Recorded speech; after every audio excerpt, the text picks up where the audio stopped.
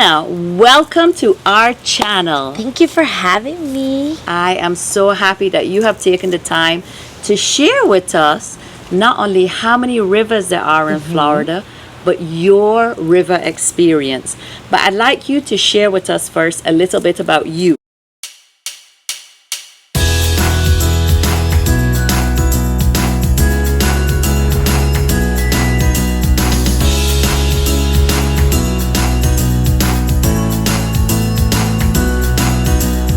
Taking my chances along with my dreams. Well, I had the opportunity to fall in love with all the rivers in light of COVID. So our family, our son was young and loved fishing, and we realized that in the neck of the woods where we live in the northern part of the Treasure Coast of Florida, that so many of our favorite fishing spots were part of the state park system, and the state of Florida shut down all of their parks. So even though we didn't have to go into the actual state park entry gate, all of these nooks and crannies that we used to love were caution taped off.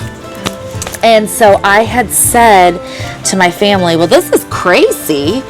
Let's go buy a pontoon. Good idea. Right? And it was right at the onset. This was like that first week in April, and in our area the world shut down on that third week of May, more or less, or sorry, March. And so just, a couple weeks later, we're just trying to spend all this time fishing, being outside, and realized we couldn't fish where we wanted to. The best way to get it is by water. So we drove up to the Bass Pro and procured a boat just in the nick of time, because many months thereafter was a huge boat shortage because everybody got the same idea. Yeah. That was good planning. It was good timing. We were fortunate. And so the boat arrived like 10 days later from all of the final checks and things that they had to do. And so our inaugural voyage was Mother's Day of 2020. And where we are in the Vero Beach area, you have the Indian River, also part of the Indian River Lagoon system, and you have the Sebastian River, which is that northern dividing line between Indian River and Brevard County.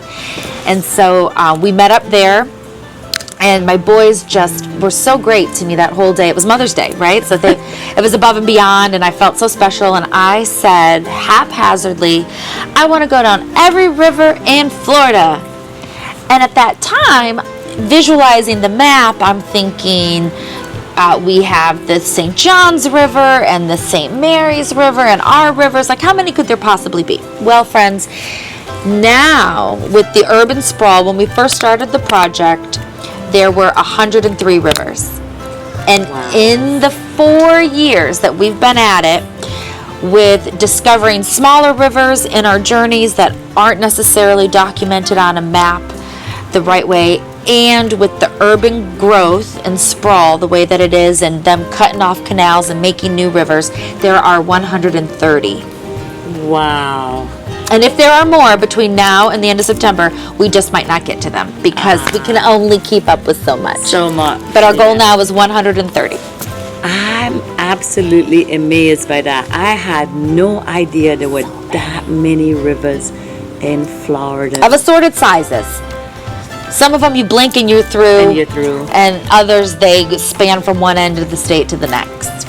So you tow your boat, little pontoon, to the rivers, and you explore on your... So we have one of the Sun Tracker bass buggies. It's a small 16-footer. It's light, so in the event that we ever get into real shallow waters, we can slip on our water shoes and pick it up and move it, which has been done. But it's also a fishing boat, so the two front seats fully rotate. There's a live well.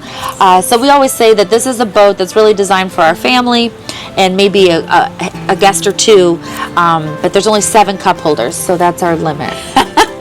I get it. That's a good point. Yeah. Can you share with us like your like favorite river or your least favorite? If somebody was going to visit a river, which one should it be? Well, I would say that there's so many questions to couple that up with. Like, for example, if you have a young family or if you're looking for an adult-focused trip, are you trying to make it an experience where you're seeing a big downtown and also get to it by water? So there's a lot of variations for that. At this point, we've done 113 rivers. Wow. And the river that made me fall in love with all rivers is, in fact, the St. John's River. It allows you to see so many natural springs, pull up to state parks, be able to swim safely.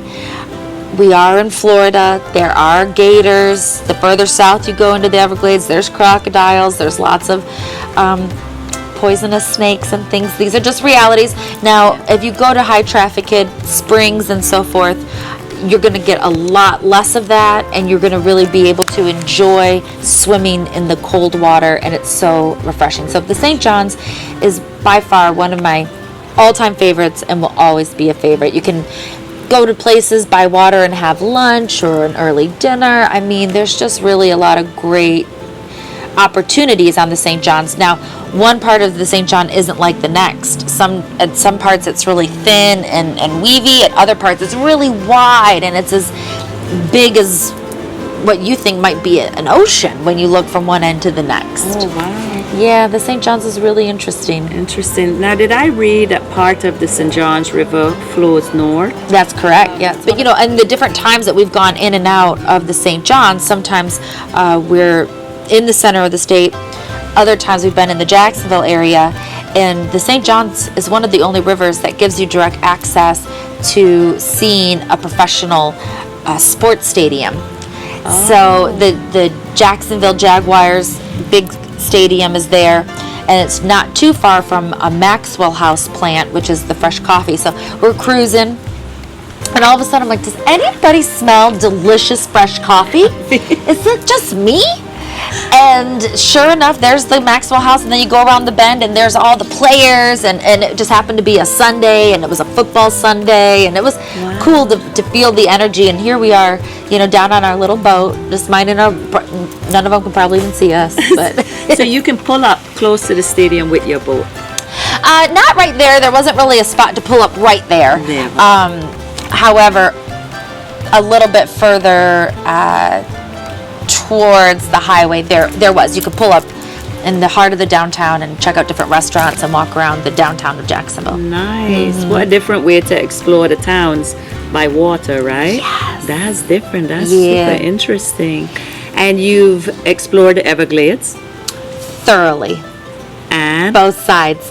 The Everglades is, in fact, a different world. I mean, once you get to Chokoloskee Island on the southwest side of Florida, there really isn't civilization beyond that. And so to know that that's where you're at, and the town has like 500 residents year-round. So when we were out of the boat and exploring, just like their little strip in Everglades City, they have one school for kindergarten through high school.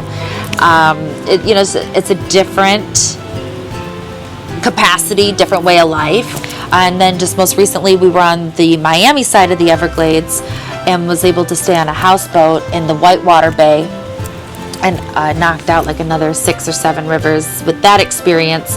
And we saw a lot more crocodiles on that side. Big, vast. I mean, to think that here you are on this houseboat and there isn't another boat or another soul around. The only people that are able to really access this bay is if you're coming off of the Keys in a fast boat coming up and around. Yet just 6 miles to the east is Miami, and millions of people. Yet you felt like you were in the middle of nowhere. Wow. Kind of blows your mind. Yeah, that's really, really nice. We stayed close to the Everglades in our RV some years ago, and I loved that we could visit Miami, and 45 minutes later be at our RV in a very quiet, peaceful nature. Yeah. Yes. Yeah. So that's a super cool balance, right? The land down there is very fertile too. I mean, as our family takes these adventures, sometimes we're not able to bring our pontoon, like when we're staying on a houseboat, or I had I was the maid of honor for my sister's wedding, and we went to Virginia, and on the way back from Virginia, we had plans to stop in Amelia Island and Fernandina Beach. So we rented a boat for my birthday that particular day, but knocked out a few more rivers, had a great adventure. In fact, I fell in love with Fernandina Beach. Wow. Yes, it's beautiful. Full of history and different treescapes and architecture. And however, by always taking the back roads, we really get to learn about the inner workings of a number of the towns. And We visited Fernandina Beach as well a couple years ago. We stayed close by with our RV and a park there. And I have a nephew who lives in Fernandina Beach with his family, and it's such a pretty town. It my is. goodness, yeah. And then you are 1 second away from Georgia. It's right there. Yeah, we were on the Georgia border actually. Yeah. At a park there. I fell in love with Venice, Florida too. That's on the west coast. on the west coast, and they have the Mayaca River on one end, on one side of it, and then they have the beautiful inlet of theirs and the Gulf on the other side. So it's reminiscent a lot of the Treasure Coast by having freshwater and saltwater in such close proximity, and really well done boat ramps and parks. Yeah, we kind of did a little bit like you, but not what boat. We bought our RV because of COVID. We lived on the beach, and the beach was closed. Caution tape, I couldn't get on the beach. And we thought, well, we could travel by ourselves in our RV, and that's what changed our lives Yeah. forever. We'll nail this social distancing thing. Yeah, exactly. COVID was a horrible, horrible disease, that will be around forever, change the world forever. But also a lot of positive stuff came out of it. It's all in the way you perceive life and the Yeah. way you react. You can choose your reactions, and you can choose how you want to view any scenario. Yeah, exactly. How long have you been living in Florida? This is my 20th year. 20 years. 20 Yeah. years. Funny, mine too. Yay! July is 20 years. And you moved here from, Michigan, Detroit, Michigan. were you close to the lakes? Oh yeah. Okay, so you fished and boated before? I mean, Detroit was a bit of a different lifestyle for me at the time. We owned a painting company and would have large projects that we had to do and stuff, so not as much leisure as we would have liked, although there was an opportunity frequently during the summer months to go up to some of the lakes, spend time on Lake Huron and so forth. My mom is actually still in Michigan, and she's in the Upper Peninsula. And she is in a town called Sault Ste. Marie, and we got to go in 2021, and I hadn't spent much time in the Upper Peninsula, having been from downriver in the Detroit area. So we actually flew into central Wisconsin and then drove across and saw the entire Upper Peninsula of Michigan, and we got to do some fishing there at that time and see some of their state parks, and it's beautiful country. Beautiful country. However, you got a lot to do in a short amount of time to take advantage of the sunshine and the summer. Because the summers are short, winters are long. Yeah. We're RVing up to the Great Lakes this year, so You're gonna love we're it. looking forward to It's beautiful. It's beautiful. And to think that it all connects. Like if you were, I hear of all the time people that are boaters that do the entire challenge of going through all the Great Lakes, because they do connect. Oh, right. It's like a hand or fingers, and so yeah, I'm looking forward to that as well. When is your end plan to finish all the rivers on your list? When are you projecting to finish? Well, since we started the project, as I said, in 2020, I've gotten a new nickname, Anna the Planner. Because in the peak of COVID, so many people, like yourselves with the RVs, were booking up campsites. And so if you, like our family, loves staying at a state park. If we get the opportunity to stay in one of Florida's state parks, we would choose to do that over going to a traditional RV park or staying in a cabin or an Airbnb. Depending on the region, like there is no camping in the downtown region of Miami, and to do the Miami River, you have to be, with our little pontoon we put in at boat ramps where these rivers are. It's not like we can spend days getting to them. Right.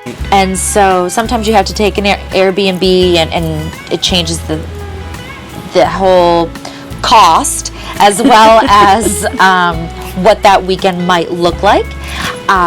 However, some campsites have maybe only 20, 30 campsites, a state park or a privately held campground.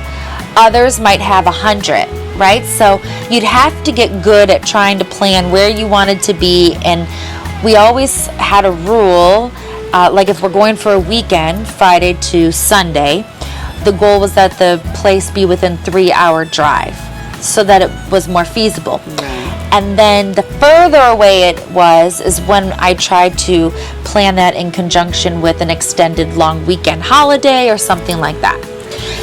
So the final weekend of September, the few days before my son's 18th birthday, will be our final trip.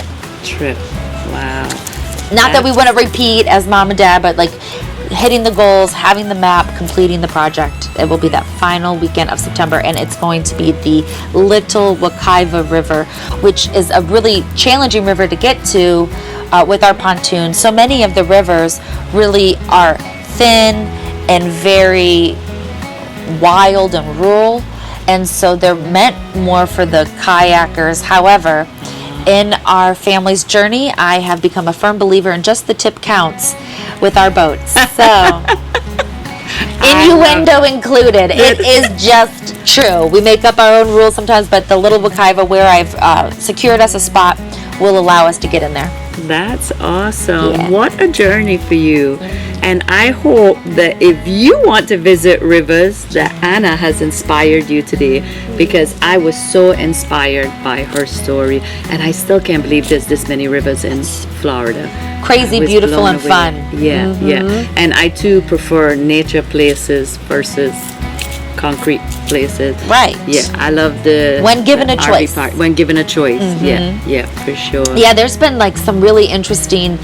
We went to. If you've ever gone scalloping, like that's something that's very common in Florida, and it's only for certain times of the year that you can take advantage of that. And anyhow, we had gone to this fiddler crab festival, and it was the most unique experience because you're on the river. We stayed at a marina, we brought our little camper, we have our dog, and it happened to be during peak time of a festival where they shut down the town for 3 days for this fiddler crab festival. People race little fiddler crabs down ramps, and they have performances, let live music come in, and we were like in the epicenter of all of that and got to learn about how it all works, and it was a really cool experience. So you just never know what you're going to find, even when you plan. Yeah. Just what kind of Anna the planner. surprises come with it. And those surprises are memorable, right? You'll probably always remember those little fiddler crabs. Always. Yeah. Always. Yeah. So Awesome. it's riverromanwiththetilleries.com, no G in Roman, so riverromanwiththetilleries.com, and we give highlights, suggestions on boat ramps, different things that we've experienced throughout each of the trips. Perfect. And we will put that link right here for those interested, so you can follow Anna the planner down the river. Couple more to go. Yeah. And I thank you so much for taking the you, Cheryl. time to do this today. Yes.